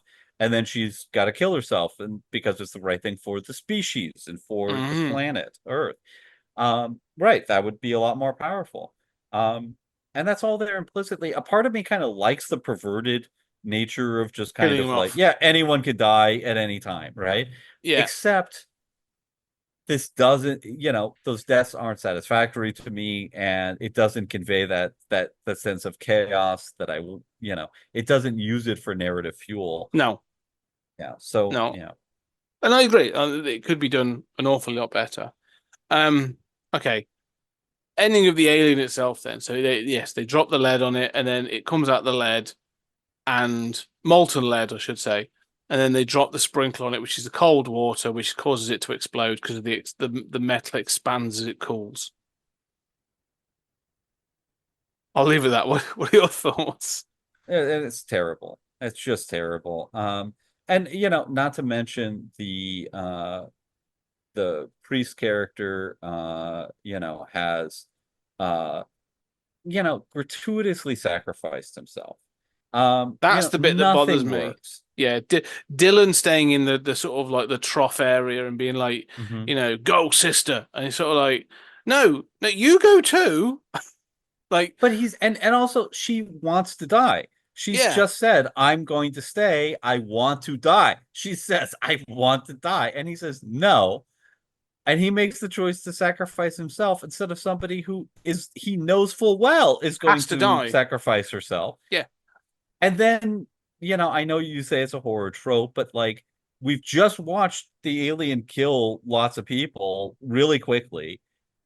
He's like down at the bottom of this thing screaming like, let loose. Do it now. Do it now. I said, let loose. Do it now. Yeah. Do it now. And I'm like, how long are you staying alive while this thing kills you? Of course, it's not shown. Yeah. So we don't hear him scream as the lead burns him alive. I mean, if he stayed alive nothing here works. And then the idea of it's water that kills it because it's so hot. I mean, it is really dreadful. Yeah, but it's got to have one last look. At least the alien is I mean, I literally watched this and thought, hey, at least the alien is thrown out an airlock for a third time. Yes. I mean, that's the best thing I could say about this conclusion. So the thing is, you say, it's a trope. The alien jumping out of the molten lead is such a horror trope of it. The baddie making one last comeback and then they'll do something else to kill it. So that makes me convinced this is a horror franchise, not a sci-fi franchise. But yeah, no, it is. It's even as a kid, I remember like when I read it and when I watched it, you sort of go like, oh, okay. That's a way to go. It kind of feels like, not forgetting that the year before this, obviously in Terminator 2, we'd had the Terminator dropped into a vat of molten steel. So molten things seems to be a bit of a thing for this period. I don't know. But yeah, I thought about that too. Yeah. But the Terminator makes more sense, doesn't it? Because it's flesh and metal being dropped into molten thing to destroy the CPUs.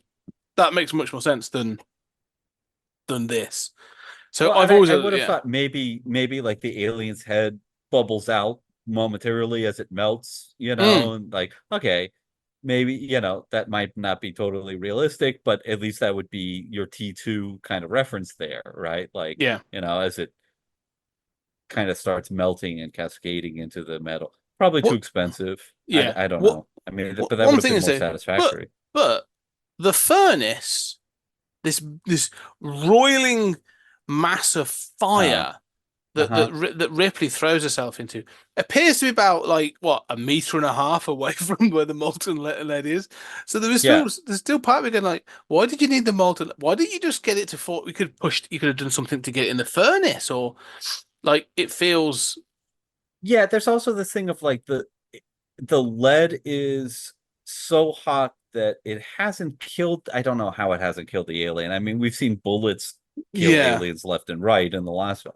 So I don't know how it doesn't, but it's so hot that the addition of water causes it to explode like a thermonuclear explosion, by the way. So stupid. Yeah. But also, like, look, as somebody who lives in Hawaii and is very conscious of like, just because you're standing next to a lava flow, just because you're not touching it, doesn't mean you're safe. Okay. Like that is so hot, you are dead already, right? Yeah. And you see this like in Volcano and movies like this that get that wrong. Mm.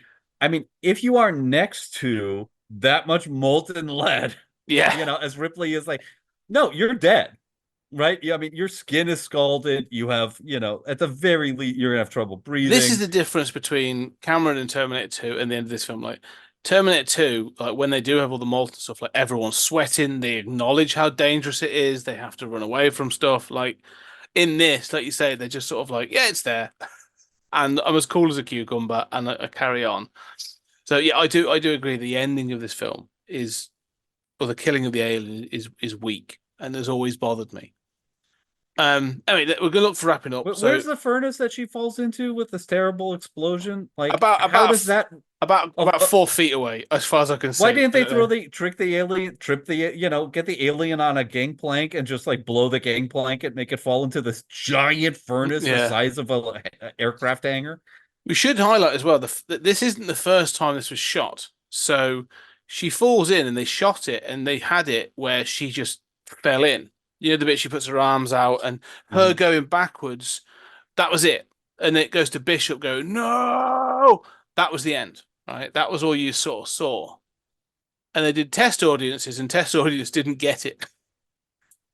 And so they went back and reshot it and added the shots of her falling back and grabbing the alien coming out of her chest to make it explicit about what the fuck is going on. But it took them so long to get round Wow. to it that Sigourney Weaver's hair had started to grow back, so they had to give her a bald cap so which is why you don't really see much of a face when she goes into the furnace. The chest burster, which I guess it's a queen, although there's no, I mean, that makes no sense, and there's no indication that it looks any different.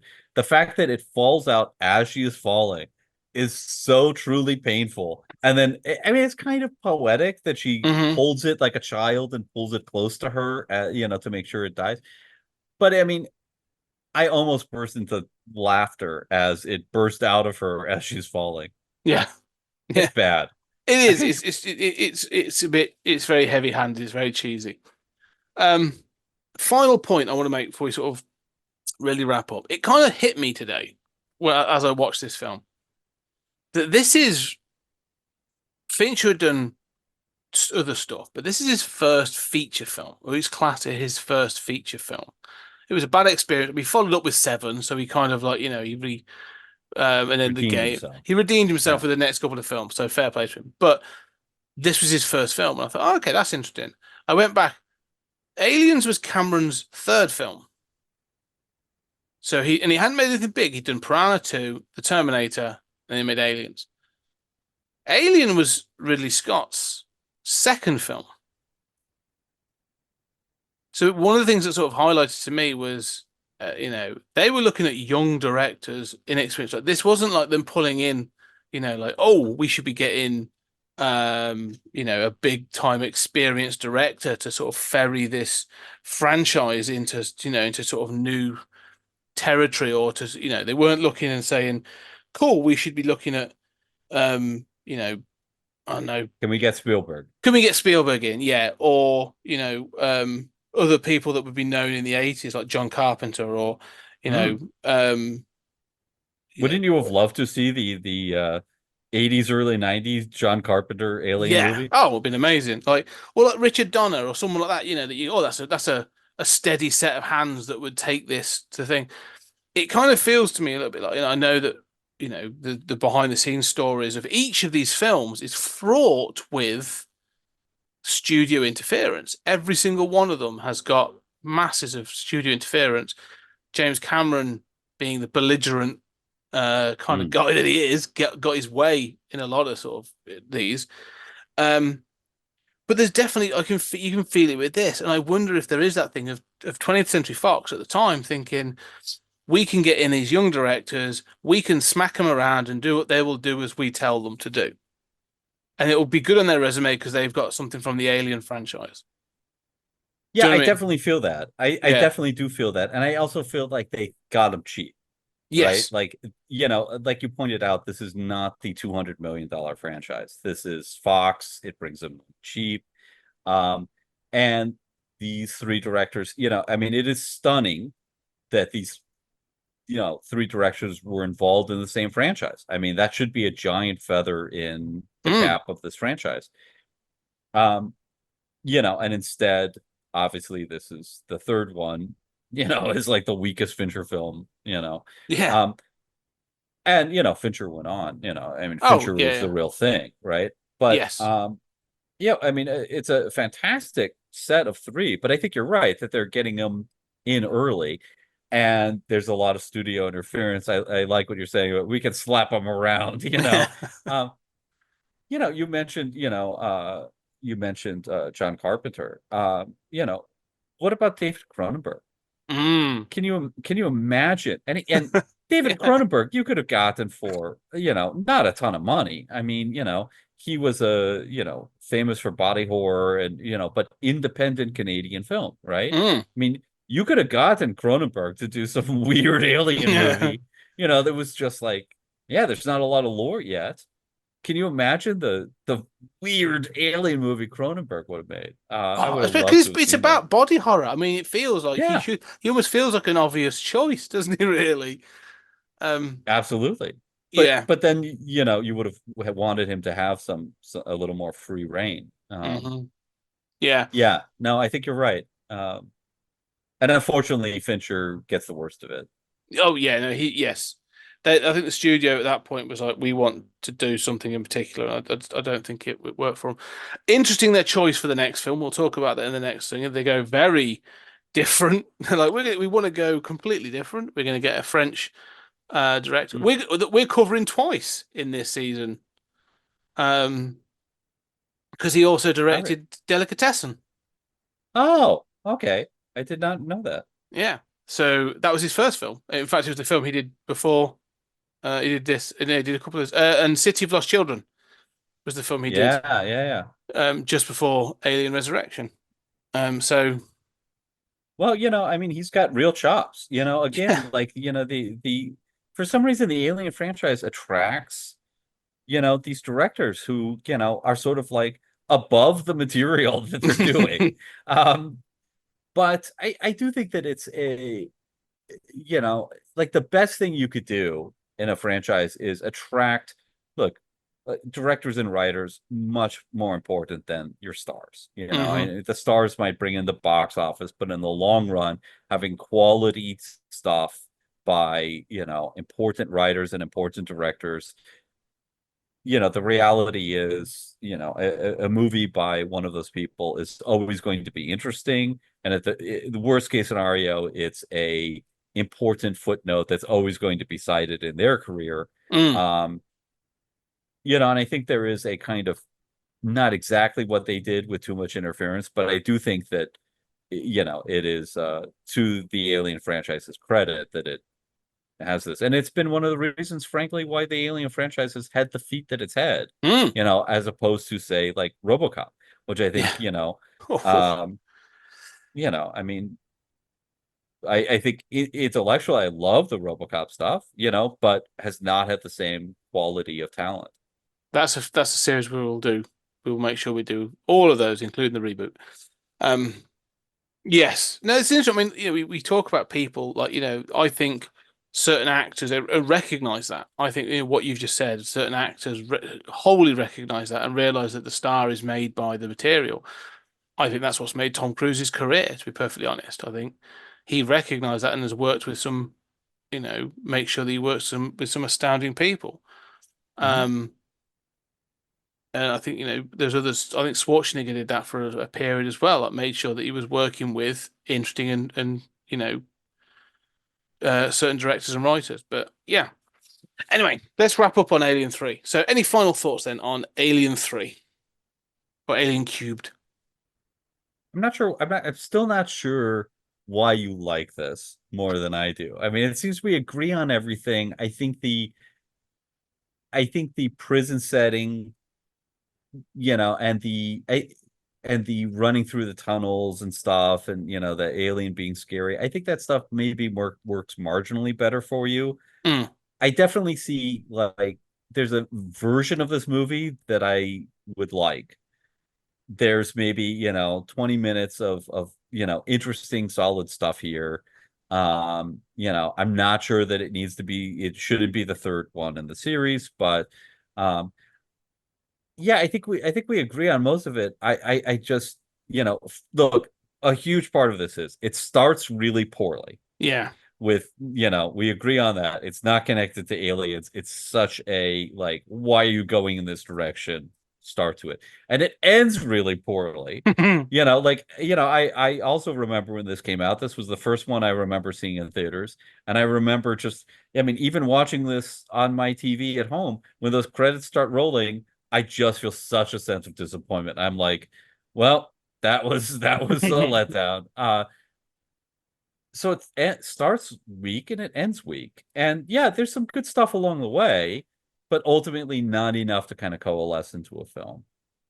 I think So that's the nudge. I think that's the thing. I think, one thing that you've highlighted is that you're looking for a science fiction franchise, which is what this started as. And I'm okay with sitting back and enjoying this as a horror film. And it's not a great film. I'm not saying it's the best.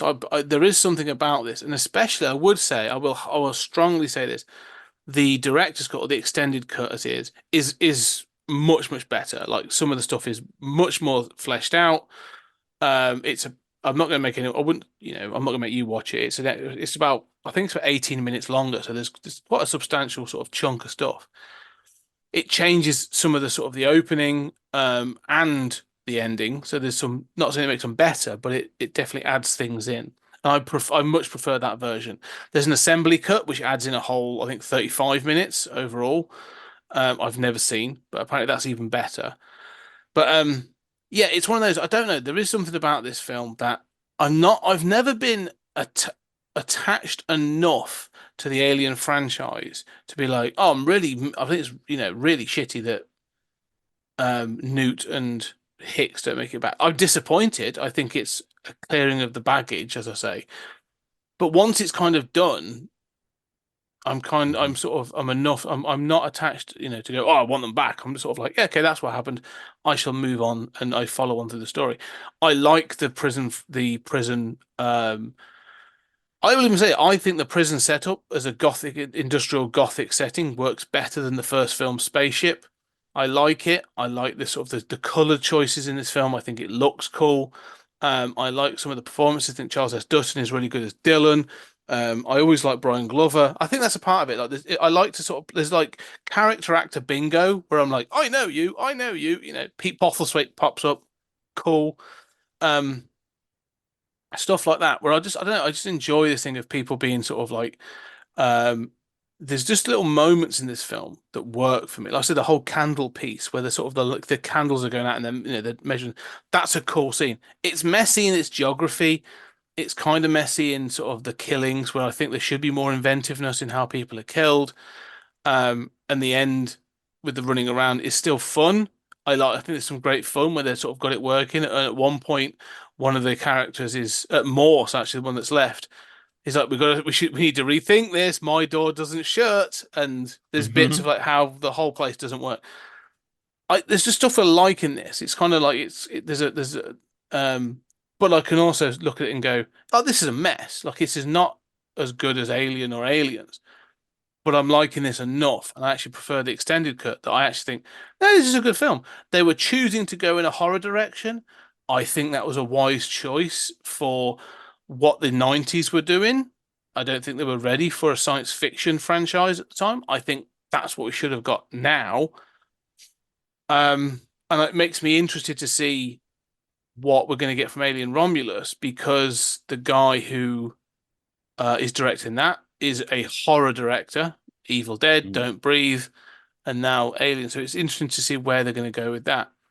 So no, it's not a great film, but I ain't gonna lie. There's a part of me that would probably put this on before Alien, in a weird way. Yeah. So Yeah, I mean, what we want to watch on any given night is not always what's the best, right? oh no, this is the equivalent of eating, like, oh, I want a McDonald's rather than I'm gonna eat a McDonald's rather than, you know, a nice piece of steak or something like that. But still, it's yeah. I did have one final thought, which is all of those shots with tilted handheld cameras running down the corridors are fucking terrible. Uh, and if you know, like you can kind of do that for maybe like a minute spread out over the movie. Like it just got to the point where I'm like, okay, just because you've tilted the camera does not mean that like everything's off kilter and I'm totally with you in the moment or something. It really feels like, you know, amateur hour. Is that there's a point where I was considering like, well, no, I know what they're trying to do. It's almost like that's the alien, or that's the xenomorph's point of view, isn't it? Yeah. And they're like, oh no, yeah, Dutch tilt is the way that it looks. I was just like, Yeah. When the alien is running on the ceiling and it Mm. does that, then it's like it's really clearly the alien's point of view. Um, but yeah, I mean, at that point, you've already done the same trick like 5 times. It's just upside down, and it's like, okay, I guess that's interesting for a moment, but you know, Again, yeah. I think this is, I think, because they're trying to give it a bit of a fisheye look as well. It has a slight sort of fisheye view. It struck me this time. I was like, they've seen Predator, and Predator obviously has Mhm. its heat vision, you know, I thought view, and about that too. yeah, and they were like, oh, they're trying to give it a distinctive point of view shot, and I was just like, oh, okay, well, that doesn't work as well as heat vision or infrared, so you know, don't.